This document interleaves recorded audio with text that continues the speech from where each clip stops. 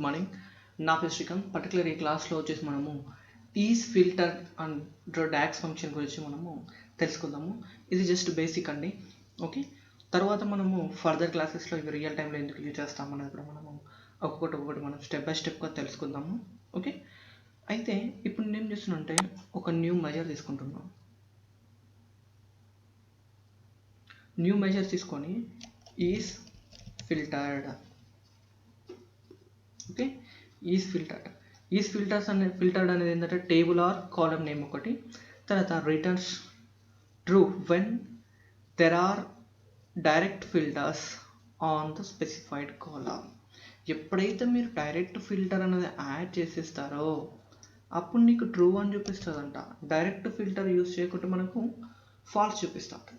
అయితే నేనేం చేస్తున్నాను అంటే ఇక్కడ కంట్రీ అనేది ఒకటి తీసుకున్నాను. కంట్రీ అనేది తీసుకున్న తర్వాత ఇప్పుడు నేను ఒక కార్డ్ సెలెక్ట్ చేసుకుంటున్నాను. ఓకే, ఈ కార్డ్ విజువలైజేషన్స్లో మెజర్ తీసుకున్నాను. మెజర్లోకి వచ్చేసి నెక్స్ట్ వచ్చేసి మనకు స్లైసర్. ఈ యొక్క స్లైసర్లో ఇప్పుడు నేను ఏం చేస్తున్నాను అంటే ఒక ఫిల్టర్ కంట్రీస్ తీసుకున్నాను. అంటే డిఫరెంట్ టైప్స్ ఆఫ్ కంట్రీస్ ఉన్నాయి.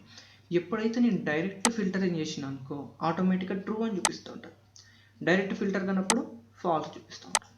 ఓకే, ఈ విధంగా మనకు ఈ యొక్క ఈజ్ ఫిల్టర్ డాక్స్ ఫంక్షన్ అనేది ఉపయోగపడుతుంది. నా వీడియో కనుక మీకు నచ్చినట్లయితే తప్పకుండా మా లక్ష్మీ స్కిల్స్కి సబ్స్క్రైబ్ అయ్యి మరిన్ని పవర్ బై క్లాసెస్ చూస్తూ పవర్ బై నేర్చుకోండి. Thank you friends, bye.